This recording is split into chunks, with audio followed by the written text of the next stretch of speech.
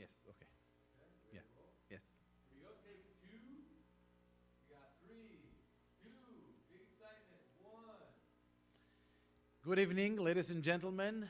I am extremely happy to see everyone coming this evening to the lecture we called The Riddle of Marriage. I have to admit that I have a great sense of admiration to all of you coming this evening, believing that I will be able to offer the solution or the interpretation of what I called the riddle of marriage. The truth of the matter is that I am not going to interpret that riddle because I don't believe I'm able to. But I'm not going to continue or to keep you in complete disappointments tonight.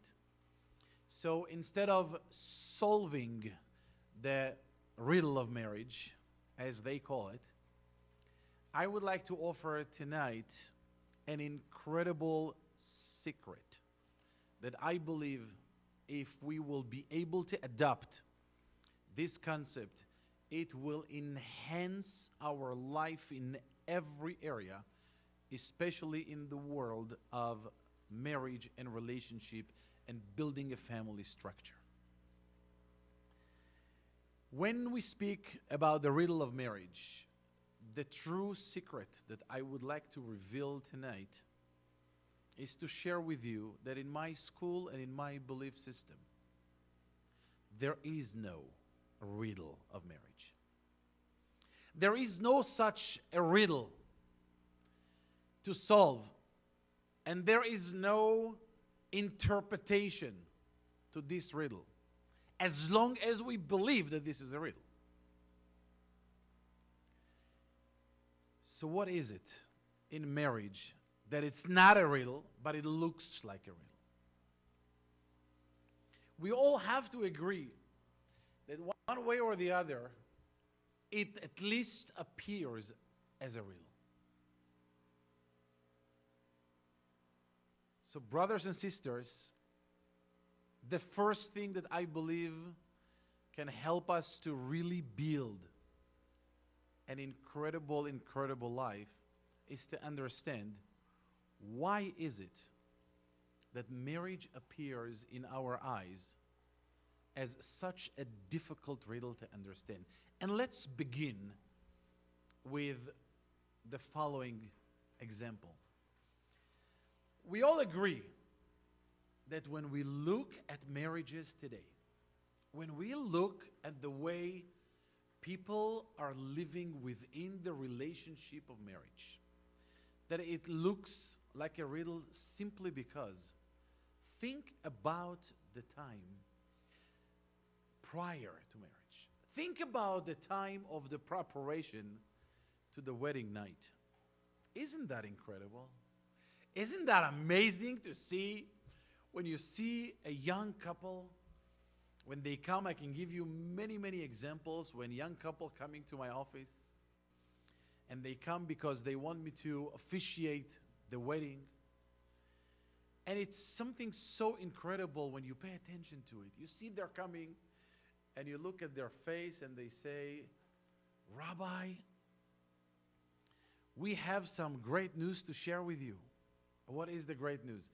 We decided to get married and we have a date for the wedding and we would like you to please officiate the wedding for us. And brothers and sisters, I have to admit, you take a look at their faces and they look so happy. They look so incredibly happy. And you tell them, "You decided to do what?" "Oh, we decided to get married."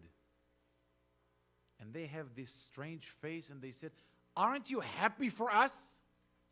Oh, I'm very, very happy, but could you please tell me, why did you get to this idea to get married? What do you mean, why we get us to this idea to get married? I love her, Rabbi. You don't know that?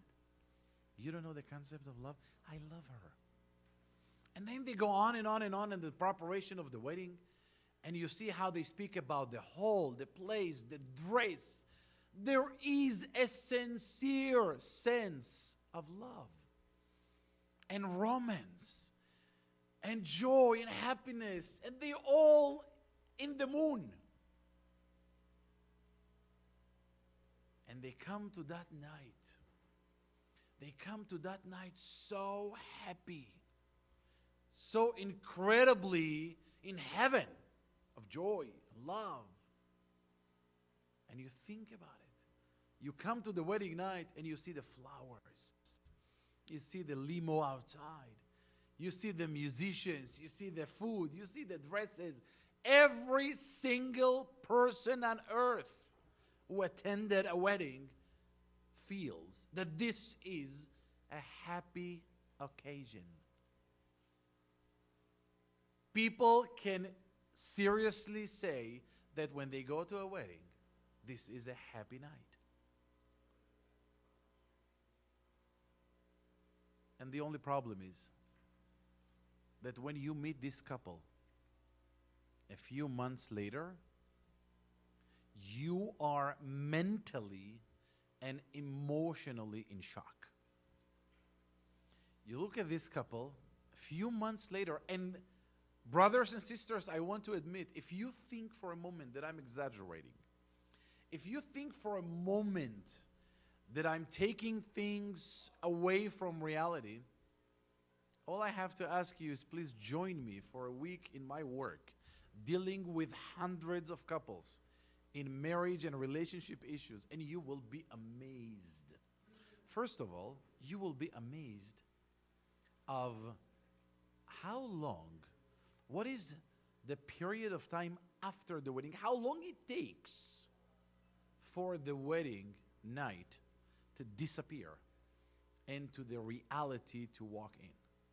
You will be amazed to see. I've had couples that came to my office for marriage and relationship, coaching, so to speak, 3 days after the wedding. A week after the wedding. I had a couple that came to my office 3 days after the wedding, and they said, Rabbi, we decided to get divorced. You decided to get divorced? The flowers of your wedding are still alive. What happened? That's a very nice decision. I mean, I agree with you. But why did it take you 3 days? Way too long. Isn't that amazing to see? And obviously, this is an extreme case. But in reality, this is a riddle. You see how happy people before that wedding night, and you see how are they a few months later, and you are in shock. It's impossible to understand, to begin to understand, what is it that turned such an incredible, joyful dreams and fantasies of what a beautiful life this young couple are going to have, and a few months later, it's incredible to see the change, the difference. And if you don't believe me, try it out yourself. Go to young couples a year after their wedding, 6 months after the wedding. Take the guy alone when he is not with her and ask him, Jack, how is life after marriage? If he is honest with you, you will hear answers your ear could never believe. And I'm looking at this young couple and I cannot begin to understand. What is the trigger? What is the pinpoint that turn people from that moment, from that period of time of joy and happiness, and turn it into a complete different face that they ever wished and dreamed to have?